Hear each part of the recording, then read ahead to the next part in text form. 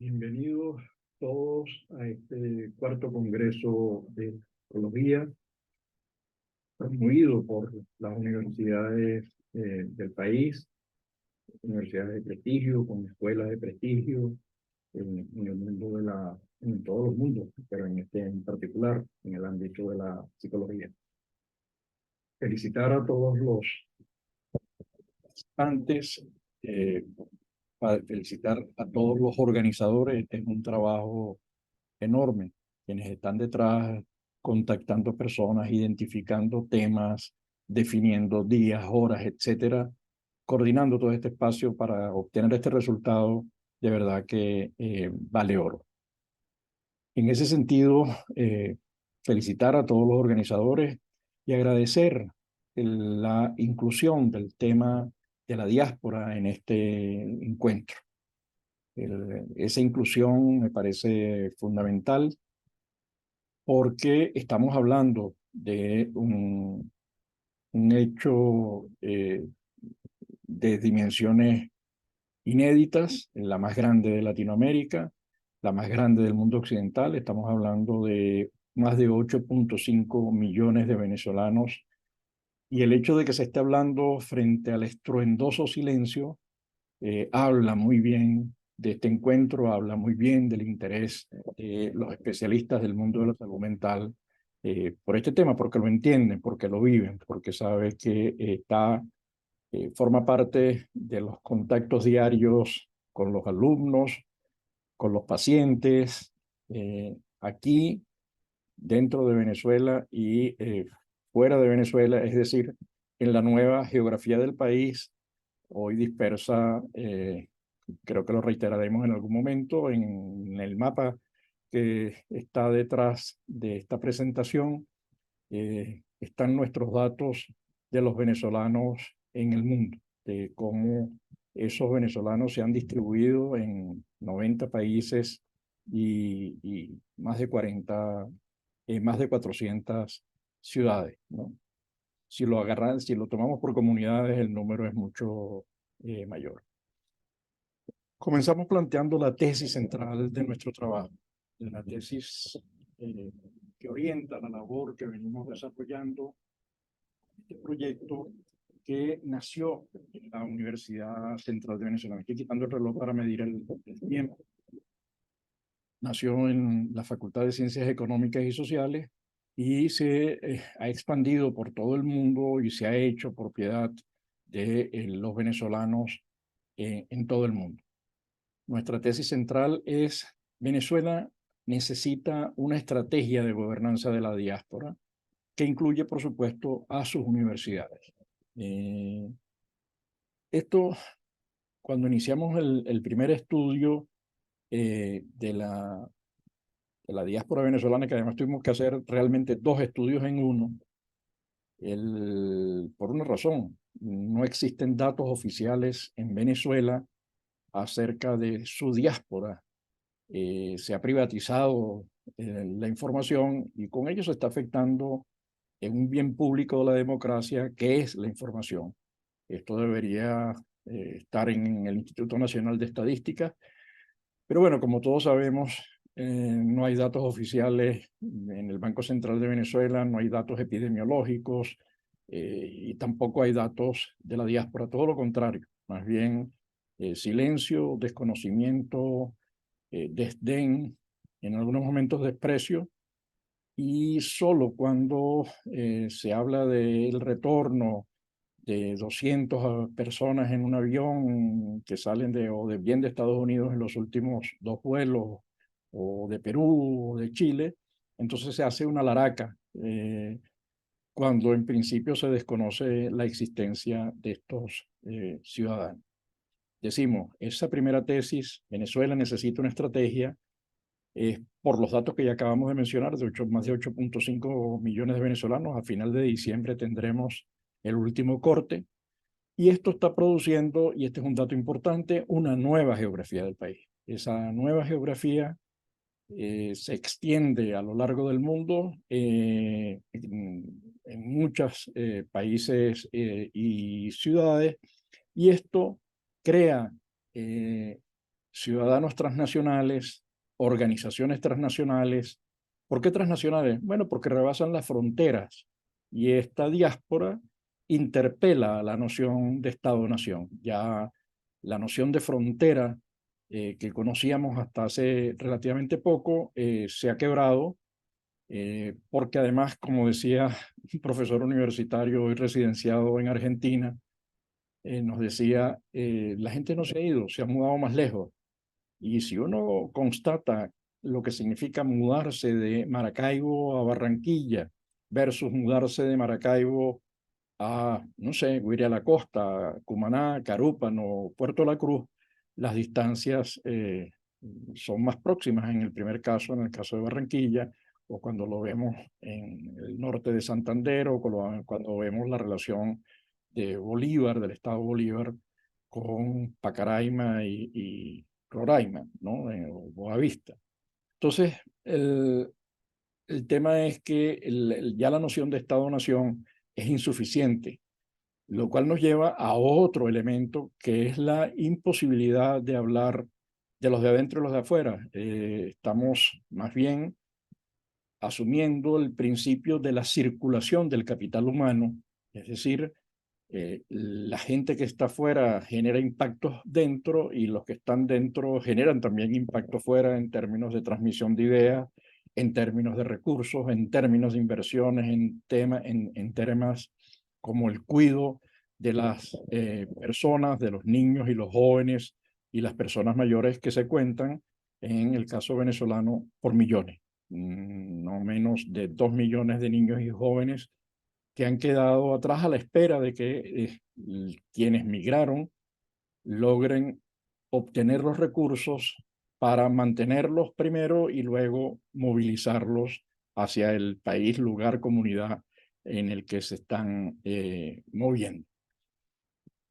Nosotros creemos entonces que es necesario articular todas esas capacidades, entender que hay una nueva realidad geográfica, que hay unos nuevos estados, por llamarlos de alguna manera para hacerlo como más comprensible, en el que los venezolanos están interactuando de manera permanente y más en este momento con todas las posibilidades que ofrecen las aplicaciones y las tecnologías, todas las redes sociales, con todos los instrumentos, Instagram, WhatsApp, Twitter, los correos electrónicos, videollamadas, encuentros a través de las distintas opciones de videollamadas, etcétera, ¿no?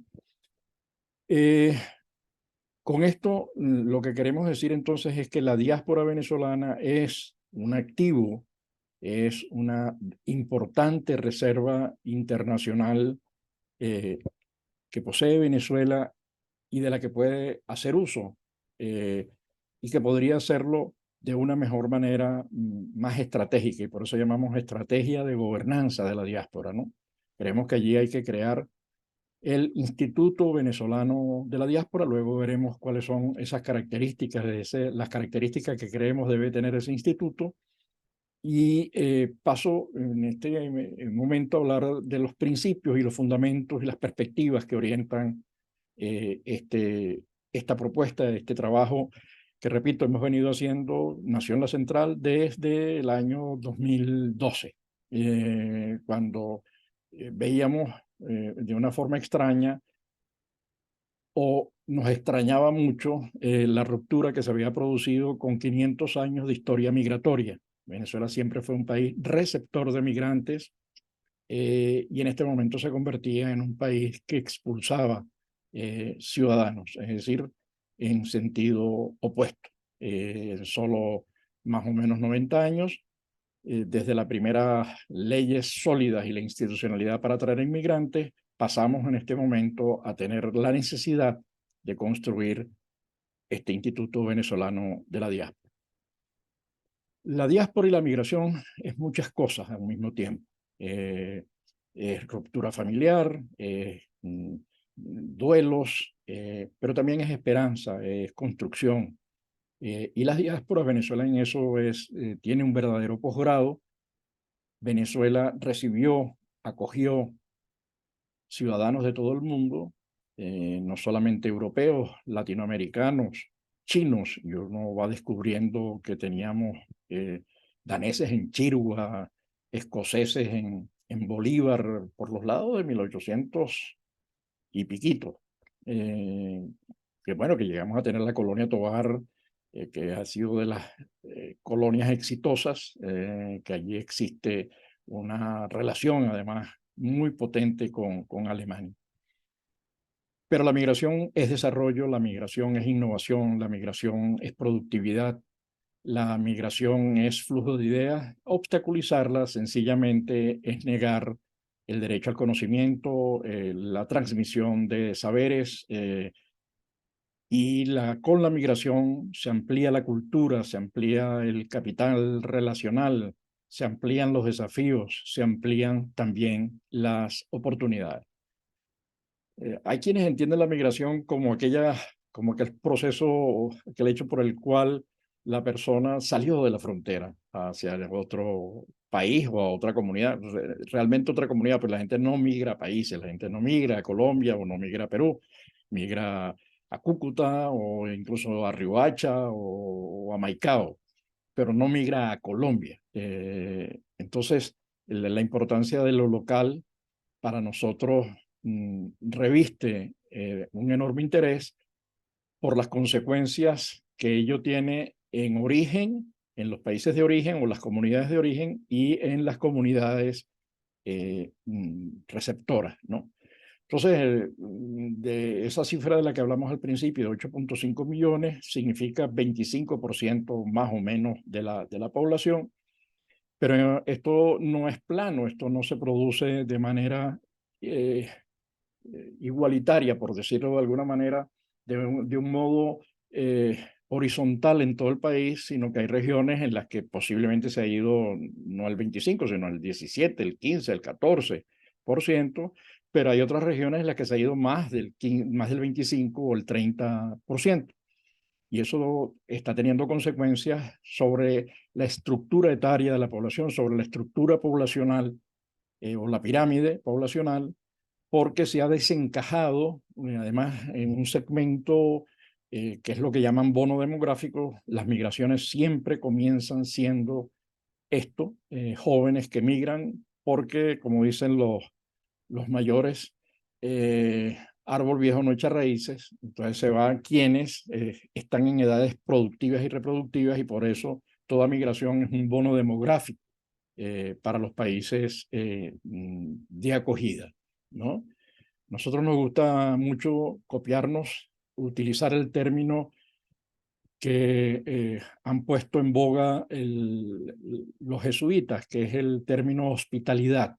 Creo que es un término mucho más de mayor contenido social, de mayor contenido humano, que decir país receptor e incluso país de acogida. El término hospitalidad resume buena parte de lo que significa atender a quien llega. Y los efectos que tiene la diáspora, ya no solo en origen, sino niños y jóvenes dejados atrás, mayores, propiedades, capital humano del que comienzan a carecer las empresas, tiene efectos en los países de acogida. Promueven la innovación, amplían la cultura, impulsan la demanda agregada, y eso ha sido medido, ha sido cuantificado. Hay datos, no estamos hablando fuera con percepciones, sino con datos muy duros del aporte que ha hecho la diáspora en Colombia, en Perú, en Chile, en República Dominicana, en el norte de Brasil, en Panamá, eh, solo incrementando el PIB más los aportes fiscales, porque bueno, desde que llega el migrante siempre da más de lo que recibe, ¿no? Y lo hace además en las ciudades. Entonces, la pregunta que habría que hacerse en el mundo universitario y en este evento es, ¿saben las regiones donde los alcaldes, los gobernadores, las universidades, dónde está el capital, los gremios profesionales, los gremios empresariales incluso, dónde están los recursos humanos, dónde está ese capital que es el más importante activo con el que cuenta el país? ¿Sabe dónde está esa enorme potencial, sabe de dónde se ha ido, sabe cuáles son los efectos que ello genera al interior del país, sabe cómo puede aprovecharlos de mejor manera, incluso cómo puede contribuir al mejor aprovechamiento de este capital en las comunidades de acogida por parte de las alcaldías, gobernaciones de esos países que recogen y que acogen a nuestros venezolanos. Bueno, contra esta posibilidad conspiran muchos de esos argumentos que uno ve bueno, en los medios de comunicación, argumentos que van desde lo que ha utilizado el gobierno, lavarretretes, armas biológicas o bioterroristas, los ha llamado tontos útiles, o sencillamente ha desconocido su existencia, como hizo el señor Maduro en el año 2018 en las Naciones Unidas. Dijo que la diáspora no existía, que eso era un invento seguramente del imperialismo. Los otros argumentos que impiden avanzar en el mejor aprovechamiento de esas capacidades son aquellos como uno muy extendido, afortunadamente ha perdido vigencia, que es el de la fuga de cerebro. Es un argumento muy utilizado que nace en el mundo académico, digo, que nace en el socialismo soviético en el año 1948 para oponerse, enfrentarse a la Declaración de los Derechos Humanos, sobre todo en el artículo referido al derecho a la movilidad. Si mal no recuerdo, era el artículo 13 de los derechos humanos, ¿no? Entonces, contra todo eso conspira, con estos argumentos, cualquiera de ellos, de los que se utilicen, conspira contra la posibilidad de utilizar ese capital humano, ese activo que está allí, que además no es que está a la disposición, sino que está trabajando, está mostrando resultados. Ellos mismos están fraguando toda esta posibilidad, la sociedad civil trabajando. Estamos hablando en este momento de más de 1.300 organizaciones en distintos segmentos que van desde la salud mental, y allí las posibilidades de trabajo son enormes. Hemos estado abordando esto en el marco de las conversaciones que estamos desarrollando con la Universidad Central de Venezuela y en particular con la nueva directiva de la Escuela de Psicología de la Universidad Central. Esa sociedad que está trabajando, esos psicólogos, psicoterapeutas, que están coaches serios, que están trabajando en todo el mundo, entrelazados, haciendo investigación, asesoría, asistencia, atendiendo, etcétera, etcétera, ¿no? Trabajan además en el campo del emprendimiento, en el campo de la salud, en el campo de la cultura, en el campo del humor, en el campo del cine, en el campo de las ingenierías. Digamos, no hay área en la que la diáspora no esté trabajando. Cuando pensamos en 8.5 millones, eso era más grande, tiene mayores dimensiones que aquellas que tenía el país en el año 1960. Entonces, esas organizaciones de la diáspora que trabajan en cada una de estas áreas, que además crea redes, las teje, siempre conectadas a organizaciones con organizaciones que operan en la vieja geografía en la que todos conocemos, porque hay una nueva geografía, eh, están conectadas a gremios empresariales, a los emprendedores en el mundo de la informalidad, a la pequeña y mediana empresa. Entonces, ese es un potencial que permite conectar, primero porque hay interés, hay compromiso, lo están haciendo. Para las empresas sería interesantísimo conectarse y aprovechar esa capacidad. Son vaquianos, hablan lengua, conocen además la cultura, y eso tiene una enorme importancia para todos los que es estrategia de mercadeo.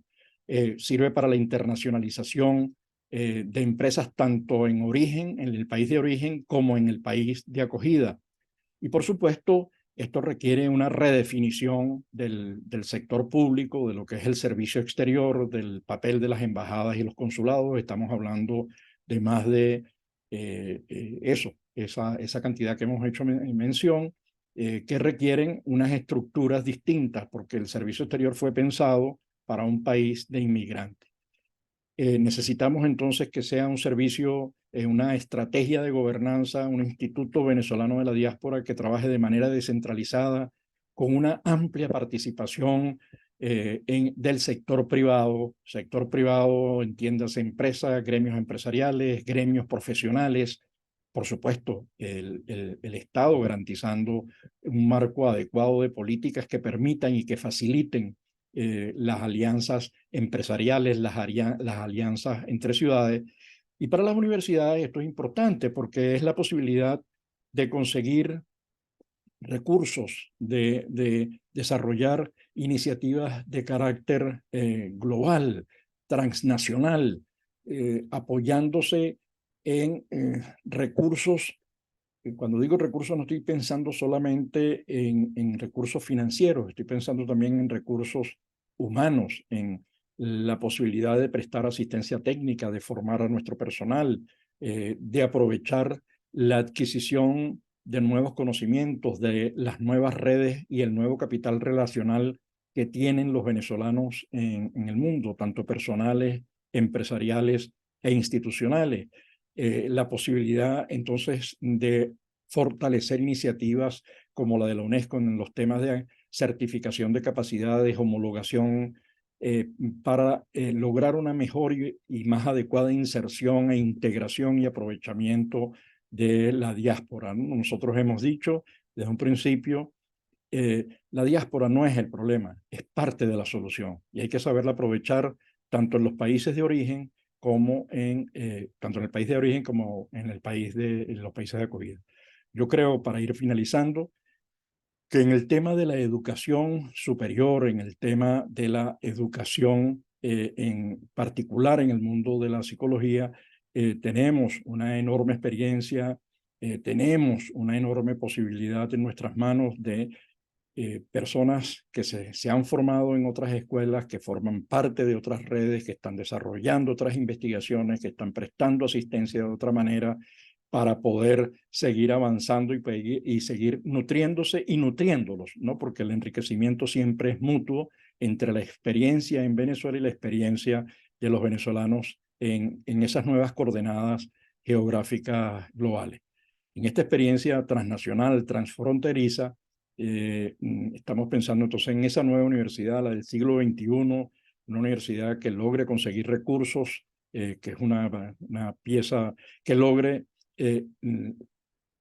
adelantar, crear infraestructuras que permitan preservar conocimientos, avanzar con nuevos conocimientos, aprovechar esas capacidades fuera, repito, para seguir construyendo la universidad que el país se merece, que el país ha construido. Y cuando digo país, estoy pensando siempre en esos millones que están dentro y esos millones que están fuera, todos articulados, todos sumando capacidades para reconstruir el país. Eso no significa retorno necesariamente. La decisión de irse o quedarse, de movilizarse, es absolutamente individual, aunque esté condicionada, pero las lecturas que hacen los individuos de las condiciones difieren.